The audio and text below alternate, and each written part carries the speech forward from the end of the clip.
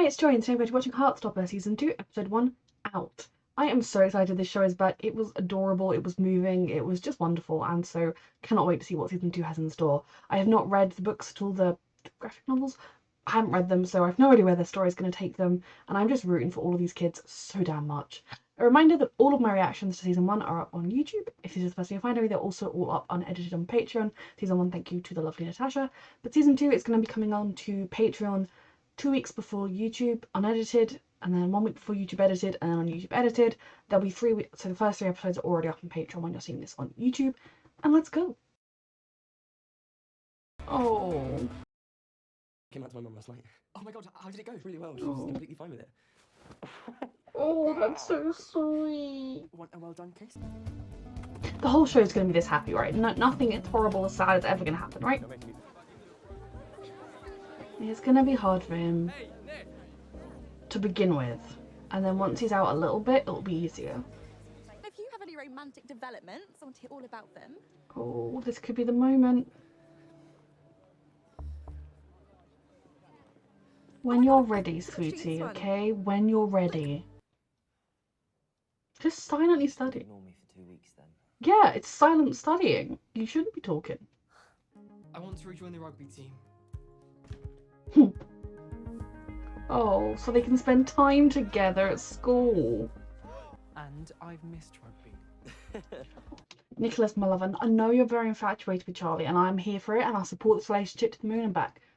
Also, GCSEs are important, so do study, sweetheart. I mean, okay, GCSEs are not that important. They mattered a lot when I was Nick's age. They're kind of only important to get you in to do the A-levels you want to do. Have you now? Yeah. But don't abandon your studies, sweetie. You come back to rugby? Yeah. Yes, lads. Come on then. Being a little bit accepted. You right, Nick? At least, no. You still in a mood with us? With you, yes. Why aren't you guys playing like a team? Because half of your team are bullying, obnoxious boys. That's why it's hard to play as a team. When you despise them. Sometimes I think he might like me back, but other times it's... He's a bit probably just scared. the talc being weird. It'd look cute short too. You should do what you want. Sparks, young man. We've been going out for 2 months. Oh, As in, it's our 2-month anniversary. It sounds silly when you say it like that. oh, that's so sweet. But I just get so anxious for them that like one of the boys hasn't left yet and we'll have overheard, and like things are just gonna go horribly wrong for them because I feel like this is the beginning of the show. Things aren't gonna be smooth, and Charlie did not get to come out on his own terms. For himself, he was forced out, and we saw how traumatic that was on him. And the fact that he is as happy and proud as he is right now fills me with happiness. Absolutely, like everything. I do not want Nick to go through the same thing. It does. Could be a thing.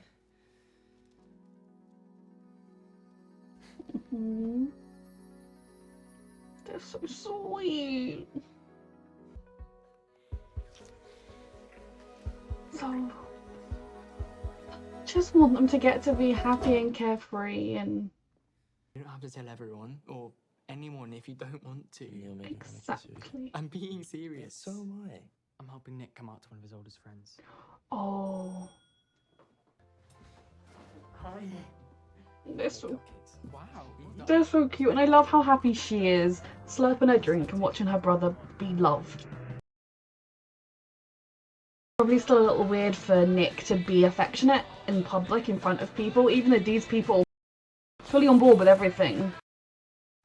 How did you get to know everyone? Oh, Well, we're in the same form. oh, he's just, it's the first time saying it and knowing that like there is a small chance she will go, I mean, I don't think she would, but that she could go, oh my god, and start being homophobic and then run off and tell everyone. And like, again, it's easy to catastrophize the worst case scenario, but Yeah. it's okay. It's okay. I don't know why it's so hard to just say it. Because it's a new thing to say, and it's a big thing. And society makes it such a big thing as well. It's all about... Oh, they're so sweet. 98% of my reactions to the show are just exclaiming about how sweet everyone is. They're just good Sorry. kids who deserve the world. Tell her. There is so much love in this room. We're not dating. Oh no, She's my friend. She's my best friend, and Okay, that was a sore spot. it's none of your business. Okay, you need to take it out on Nick, Dal.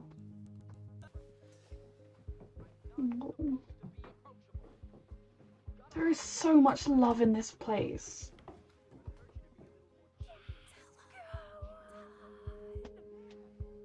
So much love, sweetheart. I want to tell you. What? Oh, baby. It's kind of hard to. Is it about you and Charlie? Yeah. Oh my god. I should have let you say it. You didn't like me because you're gay. Well, I'm bisexual, actually. Oh. Yeah. She just didn't like me. But she just met Charlie. Oh. Oh. That was Sorry, I don't actually know how to react. just love. Acceptance. Because she could so easily have turned that into a, oh, I mean, I was joking when I said that. Oh, so wait, it was just me you didn't like. Like, she could have made it all about her, but she did. I mean, she blurted it out, but also because he'd been fumbling. Probably in the kitchen she knew what he was going to say and he didn't. She's been waiting all this time for him to tell her and was scared he'd talk himself out of it. And she's also a teenager. But the fact that she is accepting him is everything. Now you know about Charlie. You have to tell me about your crush. Come on. It's only fair. Fine, okay. Don't say Ben. It's Ben. I knew it was going to be Ben. Oh. How can we protect Imogen without outing someone?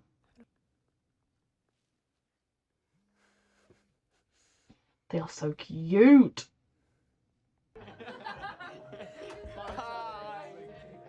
They're adorable. The loving kiss for anyone can see them.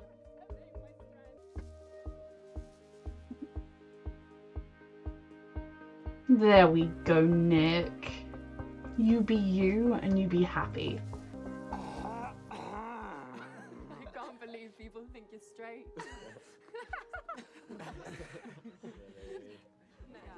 He's my boyfriend. He's a very sporty, laddish sort of boy. I wouldn't have assumed he was gay. Being gay has nothing to do with that. Actually, Nick is banned from sleepovers from now on. What? Yeah, there will be no Oh. hanky-panky. I mean, work. again, I can't say I've never parented teenagers, and as a teenager, I never had a boyfriend. But like, I feel like banned from sleepovers when it's a group sleepover. They're unlikely to do much, and to be honest, if they're going to do it at a group sleepover, they're going to find another place to do it. And I think having the bedroom door open is a fairly universal parent thing when you have a significant other over. They should have been more supportive of him. You know, knowing everything he's been through, coming out, the fact that he has a boyfriend who he's happy enough to tell his parents about and like who lights him up inside, even if it is making him gush about going on this trip.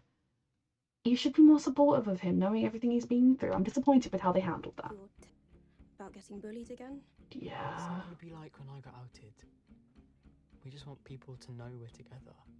I'm gonna do everything I can She's so to make sure scared he for doesn't have to him. deal with what I did. My baby boy. I mean, that is the biggest fear though, isn't it? Like, the horrible, nasty, I can't even remember his name, and his name doesn't deserve to be remembered. The rich dick boy who had the party last season. He will probably make inappropriate comments that are jokes, which will be bullying. Because that's who he is. He's not going to change. But on the whole, hopefully it will not happen anything like what happened to Charlie. And just like with Charlie, there is such a supportive group of friends that is now even bigger than it used to be. Just I wanted can to. protect him. Oh.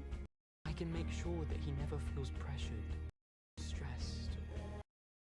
You can protect him as much as you can, you good, wonderful boy. Sometimes the world might stop you from being able to fully protect him. She's so worried about her baby brother. This show is an utter delight, and I love it. I love how realistically it portrays these teenagers. I mean, I say that as a 29-year-old, but from my memory of being a teenager, I feel like it's pretty good. Maybe actual teenagers watch it and go, actually, we're nothing like that. But It's just so sweet. They it's the kind of show that gives you hope. Like, things I think were better in my school days than they were probably 10, 20 years before that. But things weren't great. I don't think there was, I mean, I went to an all-girls school, all-girls grammar school, kind of like the schools they go to in this show. And I don't think anyone was outwardly, publicly gay that I can remember. Since school, multiple people that I went to school with, that I'm friends with on Facebook, have girlfriends. But at school, I don't think anyone was. And like none of my closest friends actually. One girl who was my best friend for a few years is gay, but we were also best friends when we were like early teens, so I don't know if she would have even known. None of my closest friends ended up, although one of them, a couple of them ended up being bi, and they've like told me about it. One of them is gay as well, but at school it was not a thing. It was not something I knew about. I'm just like recommend. So, and like there was a thing where I know two friends like walked out of the classroom, and I think they were just friends, but maybe it was something more. I didn't know them very well. They were like kind of friends of friends, so like I was friendly with them, but we didn't know each other. They like held hands one day, and like the bitchy girls were like, oh yeah, lesbians here, but like it wasn't. I don't think it was. I don't think there was any problem with bullying, and I also don't think they were dating. I think they just were holding hands. Again, I know nothing. I wasn't close enough to know. It was not. It was a sort of place where there would have been. It was a time where people still said that's so gay. Sometimes, like I never particularly said that, but that kind of thing was still said among my peers. Possibly, I don't think when I was younger the F word was known as to be as big of a deal here, and like it probably was as big of a deal here as it is in America. Like I truly don't know. I mean, I've never said it, but I think people probably did say it. Like looking at the way the schools I set up here, yes, there is still the bullying and the homophobic and the kind of gay jokes and everything, but on the whole, it is just living in a so much more accepting world, and it gives me such hope for the future that if we can just keep going in that direction, things are going to be so much better. The key thing for both Nick and Charlie, if anything does go wrong in the coming out experience, is going to be that at the end of the day, they have this wonderful, supportive group of friends. You know, yeah, it doesn't seem to be anyone in his year currently for Nick, and given that they're doing GCSE stuff, that's going to be quite isolating. But at the same time, during GCSE time, you don't really go to school very much. So, you know, maybe that'll be okay. Although, yeah, if it all happens during his GCSE exams, it's not going to be great. Again, GCSEs don't matter, but they feel like they matter at the time. And, you know, I wanted to do well in mine, and I did, and it made me feel good about myself. And then now I'm like, no one gives a shit. Okay, so the cutest thing in this episode was Charlie's determination to make sure Nick felt safe and loved and accepted and not pressured, and to make sure that he did not have a single blip on his road of coming out. Now, realistically, unfortunately, the world we live in, that is just not going to happen. Something is going to go wrong. Something is going to happen. Now, whether it is simply when he is out enough, there will be horrible jokes from that rich kid dude. I mean, hopefully that is going to be the minority of it all. I'm hoping that, like, some of the rugby kid friends always looked a bit uncomfortable when homophobic boy was being homophobic, but they also didn't say anything. And, you know, they're teenagers. Like, you want to fit in, you don't want the joke to come around and turn on you, you stay quiet. Like, it's a universal experience that everyone has been through at one time or another. And I guess I could hope that with it being Nick, maybe they would stand up for him, but maybe not, who knows. I don't think Charlie's dream of this being Nick's perfect, smooth, bumpless road to coming out and being completely okay with who he, I mean, Nick is okay with who he is, mostly, I think, already, but, you know, with him being out and proud isn't going to be a pain-free experience, because unfortunately that's not the world we live in. In general, especially with teenagers, but the world we live in, pretty much anyone declaring a relationship is going to have some kind of bad, like, negative comment about it, whether it's, oh, you know, she's too ugly for him or whatever. But obviously we live in a world where homophobia is still very much rampant, and while society as a whole, I believe, is far more understanding and knowledgeable, it doesn't mean that the bigots aren't still there. So I think it's going to be hard to kind of watch this perfect smooth sailing that's currently happening hit some rocks. Now, I would love to be pleasantly surprised and for the rest of this season to just be smooth sailing, but I feel like it's probably going to be not entirely smooth sailing, because realistically we don't live in that world yet, as much as I would love to close my eyes and wish and believe that we did, because coming out shouldn't have to be a thing at all. It should be as simple as, I am dating X, and X can be any gender. You know, no one has to say, I'm straight. Like, but that's not the world we live in, and I just worry for these kids because they're just so happy and they've had this idyllic time that I hope even if things get rough, that they cling to it. The biggest disappointment in this episode was definitely Charlie's parents' response to him saying he has a boyfriend. Now, I'd like to think in 2020s, parents would be a bit more informed, especially when you have a child who is gay, that you would say Google it. But if you aren't knowledgeable, if you don't have many gay peers, if you don't know, if you're not online at all, wouldn't you like look up like what it's like to be, how to help? You know, I don't know, just so that you would not accidentally say something hurtful to your kid or do anything like try and support them. Now the response of, yeah, stereotypically Nick doesn't look like a gay guy is a thing that people imagine all gay men have to be camp, which there can be straight men who are camp. Like, it's just not a thing. And Nick is also bisexual, and I love that Charlie put them in their place, but there wasn't a shred of happiness for their child who has been through so much, or just in general for their child having a significant other. Now, of course, you're a parent, you're going to need to have the talk, you're going to need to say you're 15 or whatever, like, no business, wait till you're older, or like, not under this roof. And you know, if you go out on dates, oh, you should have told us sooner, you've been having the door closed, because I feel like having the door open is a universal way to try and stop any underage sex happening or whatever. But like, I totally understand they're having a bit of the parental talk with him, but there was absolutely no smiling, no, oh, good for you, sweetheart, does he make you happy? Like, for one thing, you say, like, he's not pressuring you, does he make you happy, like, he's a year older than you, is everything okay there? Like, do that kind of worry about him, but there wasn't a single bit of them being happy for Charlie having this boyfriend. Now, of course, you can be worried, the same way the sister was, that if they are out and proud with their relationship, that there will inevitably be some kind of backlash because the world has horrible people in it.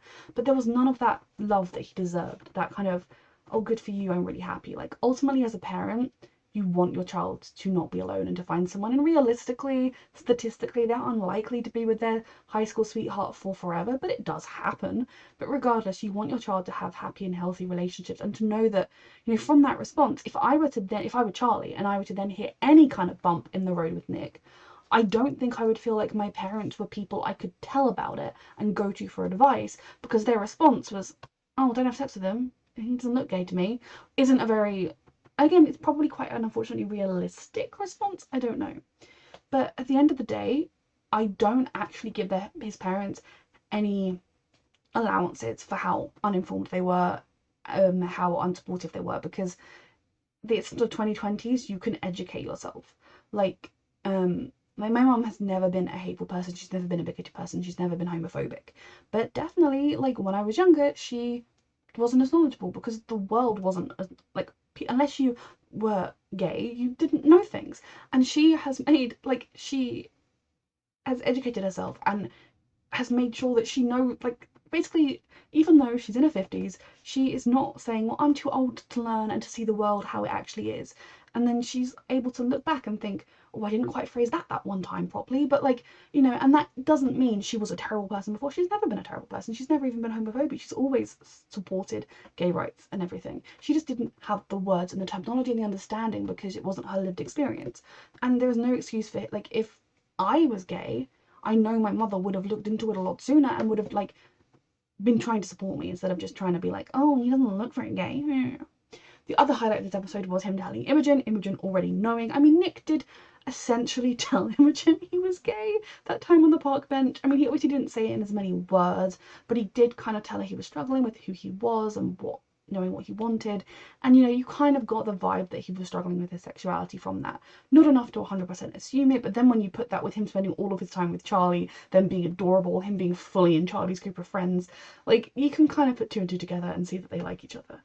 I was kind of worried she was going to have a backlash. I mean, I joked it, meaning it as like a joke, that she was like, oh, obviously you weren't into me because you're gay. And then when he was like, actually, I'm bi, and then her being like, so you just went into me. And I mean, the reality of it is, probably if he hadn't met Charlie, he would have gone on a few dates with her and they probably would have fizzled out for both of them.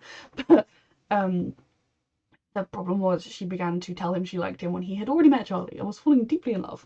The fact that she was just supportive, and yeah, like, it's like, what do you say? There is probably, I mean, there's definitely a wrong answer to what you say when someone comes out to you, but all you really need to do is, I mean, again, I say this as a straight person, or probably straight person, that you just need love and acceptance, and to treat it like with respect and to be like, thank you for telling me, kind of, but at the same time not treat it like, oh my god, the world had ended, groundbreaking news, because it shouldn't have to be. But I think she did it, very well, and that's just such a wonderfully supportive group of friends. I think it'll be good for Imogen if she is able to, maybe she will spend more time with her friends, maybe she won't, but regardless, I think it's just such a lovely group of friends to get to join, so supportive and open and loving, and yeah, it was a lovely episode. I just feel like things are definitely going to get bumpy before they get better. I think Charlie and Nick are currently in the puppy love stage, but also in the honeymoon stage where everything is perfect and rosy and they haven't really had any troubles.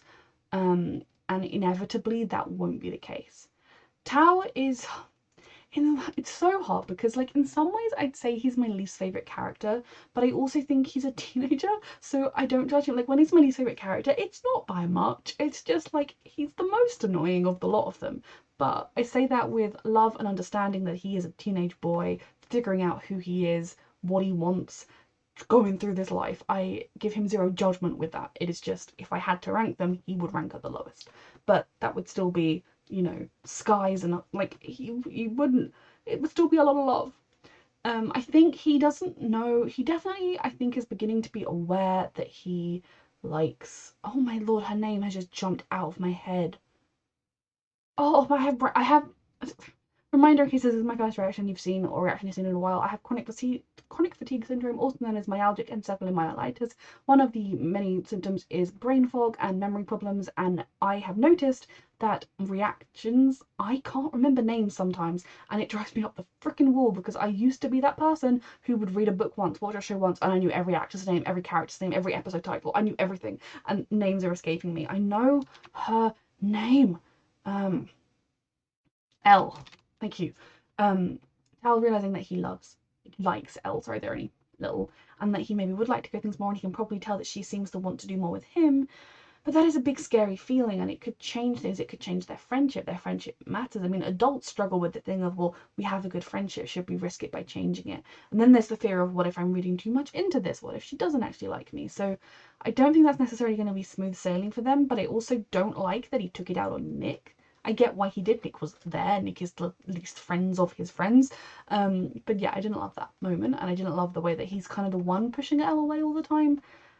I wish they could talk about it, but at the same time, what 14, 15-year-old is going to be able to sit down and have a real mature conversation about their feelings? Because adults struggle with that. Very good first episode. I'm worried about the rest of the season, but I also can't wait. It's just such an adorable show. Reminder that you can find the unedited version of this reaction on my Patreon 2 weeks in advance, edited version 1 week in advance, and thank you so much for watching.